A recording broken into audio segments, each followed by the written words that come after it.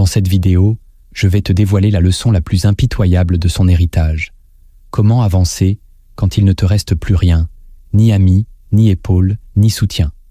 Reste jusqu'à la fin et écris en commentaire. Je refuse d'attendre qu'on me tende la main. Abonne-toi maintenant et prépare-toi à entendre ce que personne n'a jamais osé te dire en face. L'histoire ne célèbre que les vainqueurs, mais elle oublie toujours de dire à quel point ils étaient seuls. Machiavel, dans ses écrits les plus acérés, ne cherche jamais à flatter l'âme humaine. Il observe, il dissèque, il expose. Pour lui, la solitude n'est pas une faiblesse, mais une épreuve initiatique. À l'époque de Florence, dans les tourments politiques des principautés italiennes, chaque homme de pouvoir apprenait tôt que compter sur autrui revenait à tendre le cou à la lame. Les stoïciens, les cyniques, les maîtres du réalisme politique n'avaient qu'un mot d'ordre. Sois prêt à tout perdre, même ceux que tu aimes. Aujourd'hui, cette vérité dérange. Elle a été ensevelie sous des illusions modernes. Entraide, communauté, empathie permanente. Mais dans le silence du rejet, dans l'ombre du désespoir, c'est là que s'éveille celui qui décide de ne plus jamais supplier. Celui qui ne cherche plus de main, mais construit son propre trône. Tu ne peux plus avancer en te fiant à la lumière des autres. Pour marcher dans l'ombre, tu dois apprendre à t'armer depuis l'intérieur.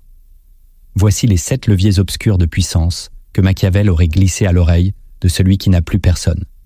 Retire-les du silence, et tu verras le monde se courber sous ton pas.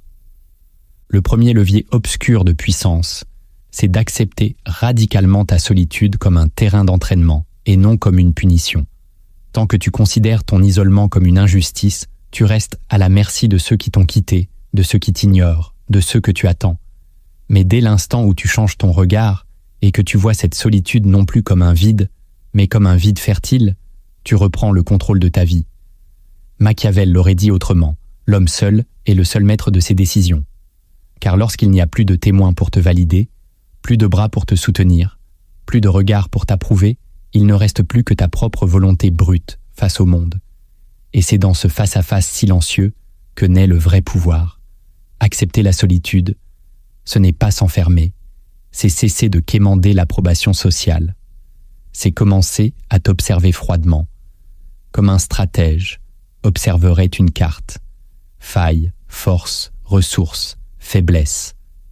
Celui qui apprend à vivre sans être vu devient dangereux, car il agit sans besoin d'être applaudi. Tu dois désactiver en toi cette soif d'être compris, aimé, entouré. Elle te rend dépendant, vulnérable, naïf. Elle t'attache à ceux qui ne t'aiment que lorsque tu ne déranges pas. La solitude, elle, n'a qu'un seul intérêt, te libérer de tous les faux liens. Si tu veux devenir souverain, tu dois apprendre à transformer tes murs en forteresses. Chaque silence devient un miroir. Chaque rejet devient un test. Chaque absence devient une preuve. Ce n'est qu'en acceptant radicalement que tu es seul, que tu cesseras de l'être intérieurement. Parce qu'un homme qui s'est renforcé dans l'ombre n'a plus besoin de lumière pour avancer. Le deuxième levier, obscur de puissance, c'est d'utiliser la douleur émotionnelle comme levier de construction froide, et non comme source d'apitoiement. Les êtres faibles attendent que leur souffrance soit entendue. Les êtres puissants la transforment en discipline.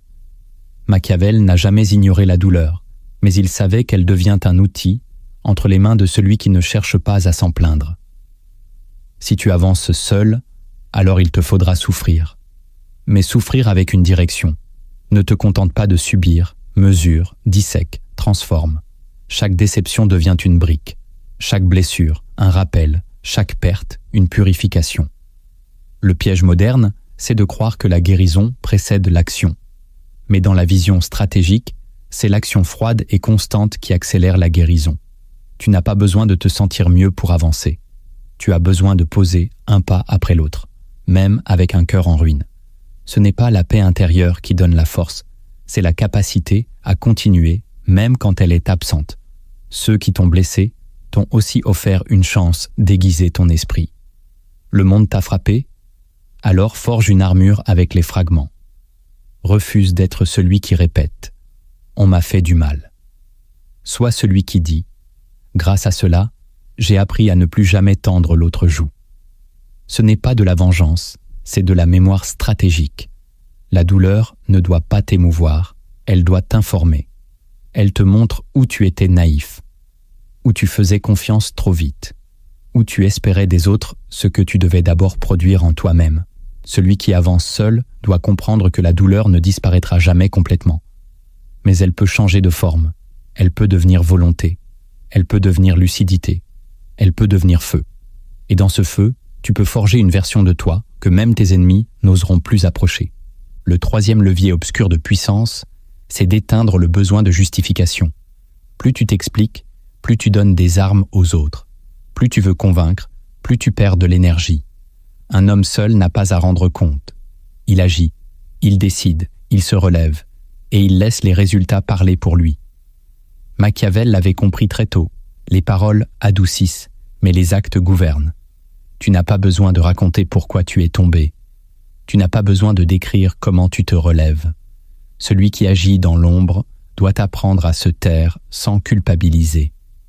Le besoin de t'expliquer vient d'une dépendance invisible, celle de vouloir rester aimable, acceptable, compréhensible. Mais la puissance véritable ne cherche pas à plaire. Elle trace une ligne et elle avance, même si elle dérange. Tu ne dois pas expliquer ton absence. Tu ne dois pas détailler ton changement. Tu ne dois pas justifier ton silence. Plus tu expliques, plus tu fragilises ton autorité. Car chaque mot devient une brèche que les faibles utiliseront pour douter, attaquer ou ralentir. Celui qui veut être libre doit être prêt à passer pour incompréhensible. L'ambiguïté protège, le mystère intimide, et le silence renforce. Les hommes qui ont construit des empires ne perdaient pas leur temps à s'expliquer aux foules. Ils agissaient et laissaient les autres interpréter. Si tu veux avancer quand tu es seul, arrête de négocier ton chemin. Cesse d'inviter les autres à le valider. Tu es en guerre. Et dans la guerre, il y a des choses qui ne se disent pas. Il y a des retraites stratégiques, des absences volontaires, des transformations invisibles. Tu n'as de compte à rendre qu'à ton destin. Tous les autres peuvent attendre. Le quatrième levier obscur de puissance, c'est de t'éloigner volontairement des foules pour purifier ta pensée. Le monde moderne est une cacophonie constante. Tout le monde parle, personne n'écoute. Et ceux qui criment le plus fort sont souvent ceux qui pensent le moins. Si tu veux redevenir maître de ton esprit, tu dois créer le vide autour de toi. Pas seulement l'absence de voix, mais l'absence d'influence.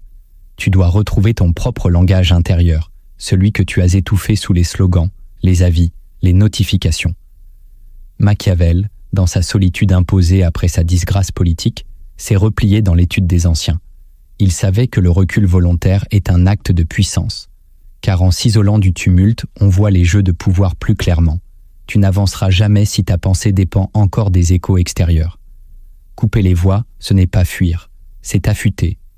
C'est dans le silence qu'émergent les vraies stratégies, les idées qui transforment, les visions qui dirigent. Tu dois apprendre à te faire confiance sans relais, sans écho, sans applaudissements. Reste dans l'ombre jusqu'à ce que tes pensées deviennent des armes. Et quand tu reviendras dans le monde, ne dis rien. Agis. Plus tu te retires du bruit, plus tu verras les mécanismes, les illusions collectives, les manipulations subtiles, et tu ne seras plus prisonnier. Car tu seras un observateur, un joueur silencieux, un créateur de règles. L'éloignement volontaire est l'un des outils les plus redoutables des esprits souverains, car il purifie ta vision. Il renforce ton autorité intérieure et il t'immunise contre le besoin d'appartenance. Un homme seul, mais lucide, peut faire plier des foules entières. Le cinquième levier obscur de puissance, c'est de transformer ton regard sur la trahison. Tant que tu continues à la prendre personnellement, elle te ronge. Elle te tire vers le bas. Elle nourrit le ressentiment. Mais si tu changes de perspective, elle devient une arme. Machiavel n'avait aucune illusion sur la loyauté des hommes. Pour lui, la trahison faisait partie du jeu. Elle révélait les véritables priorités, les masques tombés, les opportunités cachées. Tu ne peux pas avancer seul si tu restes bloqué sur ceux qui t'ont abandonné, oublié ou poignardé. Ils t'ont simplement montré qui ils étaient quand leurs intérêts ont changé. Et c'est une bénédiction. car tu n'as plus besoin de douter. Tu n'as plus besoin d'espérer. Tu n'as plus besoin de leur loyauté. Elle était conditionnelle, et elle devait mourir pour que tu avances sans chaîne. Transforme chaque trahison en clarté. Elle t'a libéré d'une illusion. Elle t'a obligé à reconsidérer tes alliances. Elle t'a montré que l'amour inconditionnel, dans ce monde, est un luxe. Mais la lucidité, elle, est une nécessité. Un homme lucide ne pleure pas la perte d'un allié douteux. Il ajuste sa stratégie. Il renforce ses murs. Il apprend à ne plus se découvrir aussi vite. Celui qui avance seul apprend à se méfier sans devenir paranoïaque, à observer sans s'attacher, à aimer sans dépendre. Tu n'es pas trahi parce que tu es faible. Tu es trahi